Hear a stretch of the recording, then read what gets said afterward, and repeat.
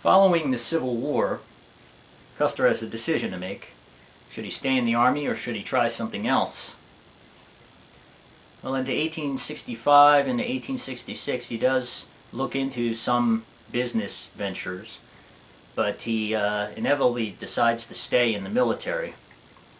Now, staying in the Army is a little bittersweet for Custer and several of the other officers that will make up the 7th Cavalry.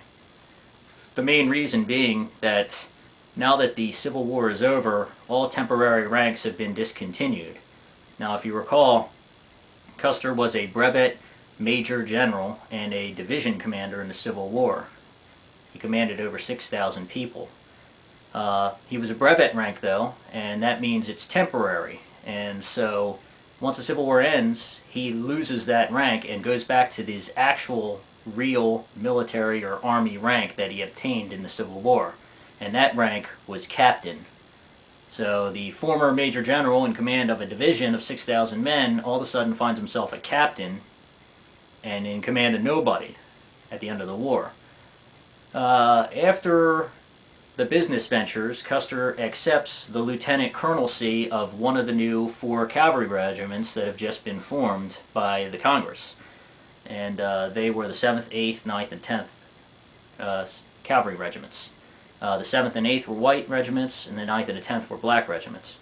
Custer obtained the lieutenant colonelcy of the 7th Cavalry. So he moved up in rank. His regular Army rank now moved him up from captain up to lieutenant colonel. So he had moved up a little bit, but he was not at the same height that he had been when he was in the Civil War, or the rank that he enjoyed in the Civil War. And in fact, Custer wasn't even the commander of the regiment. The 7th Cavalry Regiment's commander was Colonel Andrew Smith. But luckily for Custer, Andrew Smith was almost always on semi-permanent detached duty and was not with the regiment at the fort or in the field. So with Smith being gone most of the time, the actual field command fell to Lieutenant Colonel George Armstrong Custer. So that is one good thing that he had. Following the Civil War, we get into 1866. Custer's first posting is in the southern states of Louisiana and Texas. He was sent there just basically to keep control, make sure that the rebellion was pacified, there was or ended, make sure there was no resurgence or any type of backlash against the U.S. And he actually remained in Louisiana and Texas for quite a while, I believe several months at least, and the Custers had a fairly good time there. They were treated well and actually were housed very well by the citizenry of those 2 states. Wherever the Army was going, the commander always got the best treatment, and Custer's always did get very good treatment. Not to mention Custer, being a Democrat, actually sympathized with the Southern point of view, and several people knew him down there, so he did get good treatment for that as well. Custer did have to deal with constant discipline problems while he was in the South, in Louisiana and Texas. Some of the regiments that he commanded down there were former Civil War regiments. The men were very bitter because they expected to be relieved of command once the Civil War ended. That is the job that they had signed up for. That was the mission they accomplished, and now they're being held over after the Civil War has ended and being forced to work in reconstruction duty basically in Louisiana and Texas. So they were very angry, and they were very hostile toward Custer and the other officers, what they were trying to do. So for the first time, Custer really has to deal with a very embittered and very angry mass of people under his command. He was used to people always obeying his orders, and now all of a sudden you have people that are very angry. To make matters worse, the men weren't supplied very well, and the food was inferior. And when the men did go out in the fields and plunder nearby farms and things like that, the civilians would come to Custer and tell them, that his men had plundered their food or killed their cows or whatever. Custer actually would react harshly towards his own men and discipline them very harshly, and this made the men even hate him more. So, very tough situation in the South. We get into 1867 now, and finally the units that were angry, that were held over, are mustered out. So Custer doesn't have to deal with them anymore.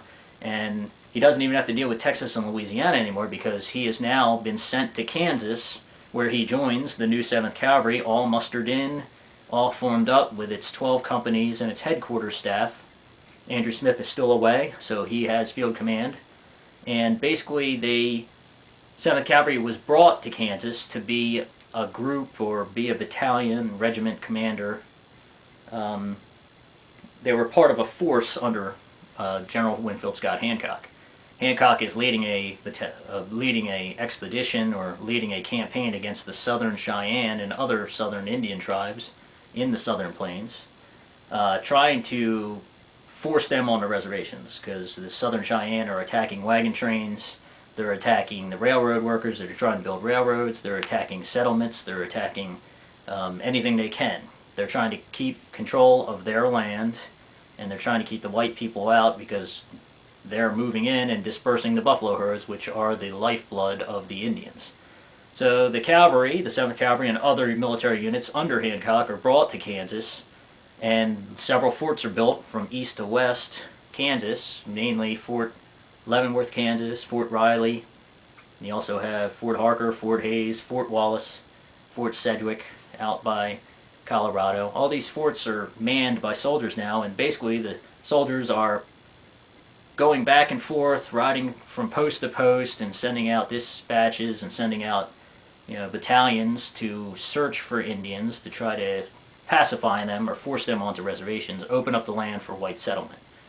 And the 7th Cavalry, one of the units doing this, actually spends all the summer trying to get the Indians, and has no luck at doing it. The Southerners, when the Northerners fought the Southerners, or when Custer and his fellow officers fought the Southerners, they stood and they fought. They fought tactically. They fought a white man's war. The battlefield was claustrophobic on occasion. Out west, totally different situation. Prairie, wide open expanses. It goes on forever. It's like being on the moon. There's no trees anywhere unless you're near water, basically. The enemy, totally different. The Indians do not fight like a white man. They do not fight a tactical war at all. They fight as individuals. And they don't fight the way, they don't sustain combat or conflict, let's put it that way. Indians will ambush, attack, break off, ambush again, fight and break off. They don't sustain a long conflict. Soldiers come up on Indians, and the Indians look for an opening and they scatter in all different directions, so you can't capture them. So so it's a very different way of fighting, and totally different terrain and enemy, and different type of army too. Custer's dealing with newer recruits now instead of battle-hardened veterans from the Civil War. And so all these differences are making it tough for the officers to catch these Indians. And like I said, they try all summer and basically fail, abysmally fail.